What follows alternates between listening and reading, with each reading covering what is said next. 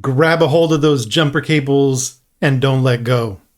That's the energy of this next 7-year season as Uranus enters into Gemini. Hello, Mooncrafters. Welcome. This is Craft of Moon.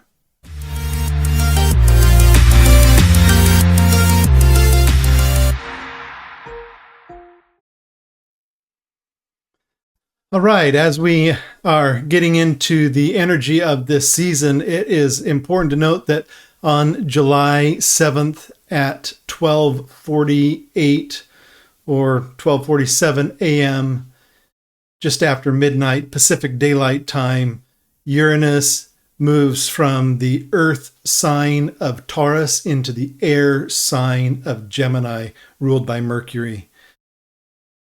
This is going to be a 7-year transit. And at the same time, we have Pluto in Aquarius also emphasizing the element of air. 2 major outer planets in air signs for 7 years, with Pluto being even longer than that.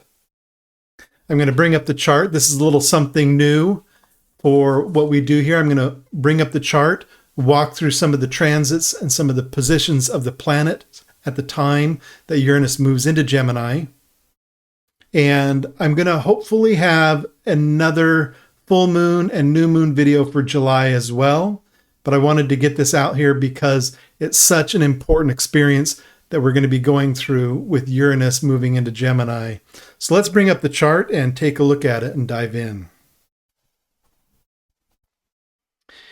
All right, here we can see that we have Uranus having just moved in to Gemini and is positioned closely with Venus. The transits that I want to be talking about during this time are the coupling of Uranus-Venus, the coupling of Saturn-Neptune, the opposition of the moon in Sagittarius, and the placement of Mars in Virgo. Let's go ahead and get started.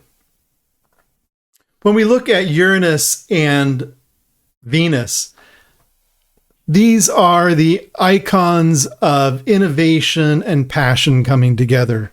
And Uranus represents innovation, suddenness, things that are shocking and jolting. Sometimes electricity is associated with Uranus. And Venus brings in the ideas of passion and creativity and love and all the things that just bring us joy.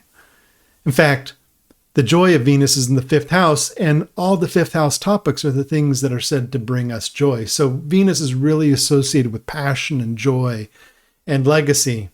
And so when we look at Venus and Uranus together, this is like a couple coming together that signifies this could be a breakthrough in an art project, something that you've been working on and suddenly things are starting to click, or this could be writing a book. This is the sign of Gemini, so there is some of that mercurial quality coming into play. This could also be that lightning white hot sex that we all are so searching for. Any kind of experience like this, passionate, really sudden things that come out of the blue and kind of strike us, and we just don't know where they come from, but there they are, and the only thing we have to do is to experience them. This is the coupling of Uranus and Venus.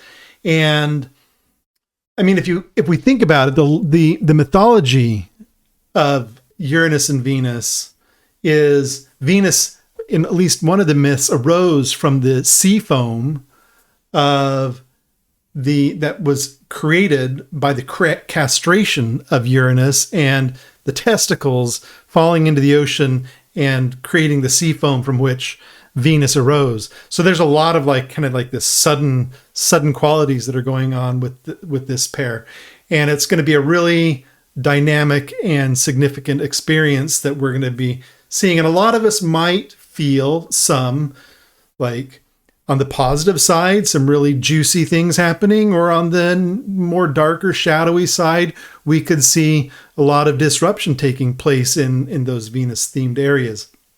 Then, I want to turn our attention over here to Neptune and Saturn in the sign of Aries. And we've talked a little bit about Neptune and Saturn in previous videos, but it's important to note that in this particular configuration, these two are in a sextile with the Uranus-Venus coupling. And so we have these two power couples.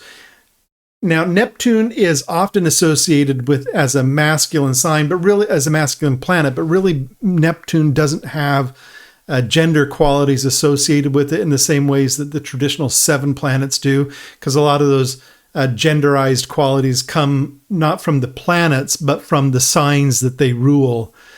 It's the signs that have genderized binary qualities assigned to them. But the interesting thing about this Saturn and Neptune coupling is that Neptune can represent, often we think of illusions or delusions or things that can't quite be understood, or the dissolution of things, boundarylessness.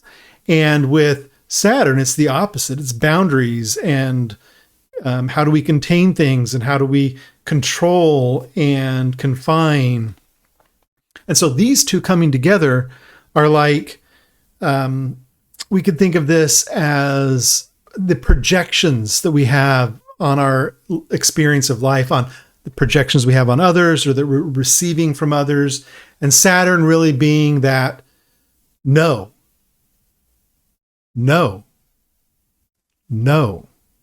right? That strong, powerful no that we have in relationships, that once we voice it, we've wanted to voice the no for so long, but once we do, it actually frees up the relationship to actually grow and develop and progress beyond where things were stuck. It often takes that no, that boundary, that withdrawing of consent in order for things to move forward to a new space where things can then open back up again. And this is that kind of polarity, that dichotomy between Saturn and Neptune, especially in the sign of Aries, which is all about fire and initiative and courage and, holding steady to things that we really need to make sure that we're connecting with. So we can think of the exploration of these two in the way that this relationship is. Again, here's that sextile we're seeing between them. And so we have these two planetary pairs that are in this sextile with each other that are creating kind of this quad play experience of planetary energies that are bringing into play things that are coming on suddenly, bringing in our passion, but at the same time setting our boundaries and protecting ourselves from projections from others. So this is something to look out for as this transit forms and perfects itself on the 7th of July. And then getting back to the moon up here, opposite to the Uranus-Venus experience, the moon in Sagittarius, we've talked about before, is, especially with Jupiter in Cancer right now, is really this experience of deep healing. And Sagittarius is a sign of healing. It's the sign of the sage. Actually, Chiron the centaur is what the constellation is representing. And it's ruled by Jupiter. And Jupiter's in Cancer, ruled by the moon. And so there is this mutual reception between the two of really diving into our emotional bodies and finding the trauma that's there and washing it out, really fleshing out the wounds that we've got and clearing that away.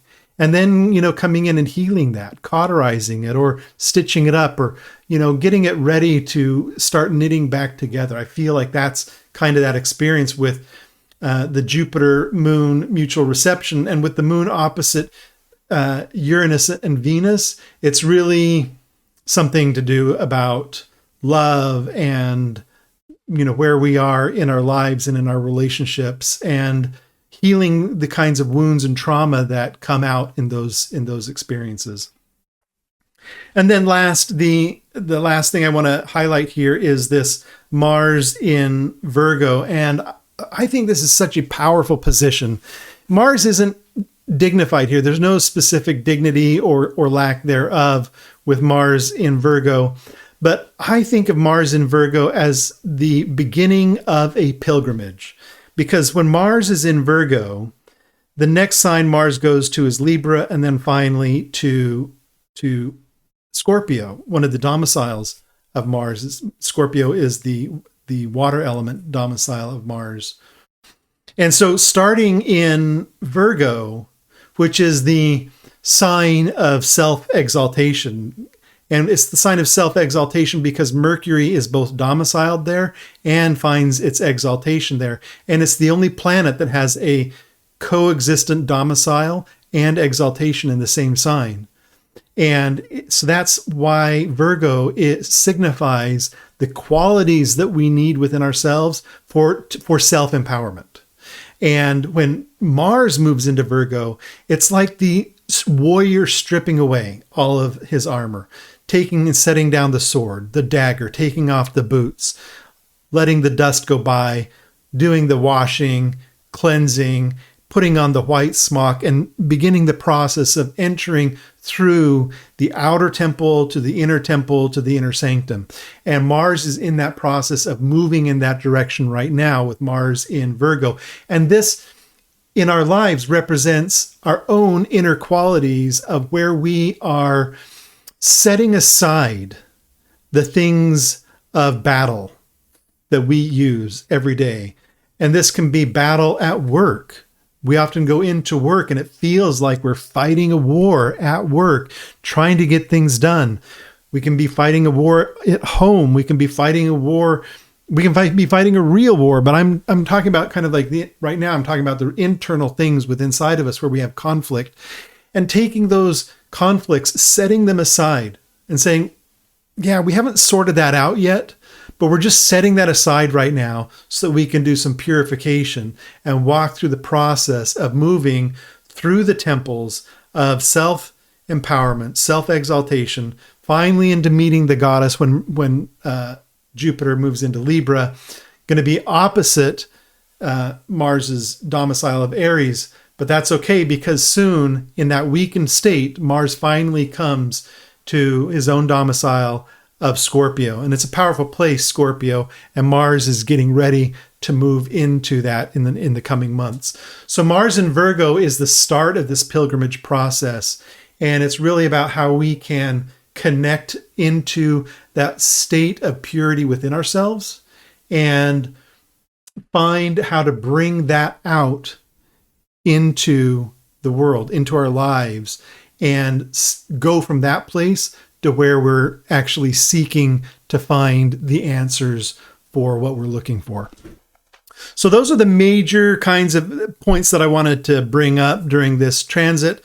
Let me just bring the screen back. So there's a lot of things going on, and I'm not going to walk through all of the transits for the month, which I think is something that we could do. I just wanted to keep this video short and sweet, and we'll be covering a few more things as the two lunations happen in July, both the new and the full moon.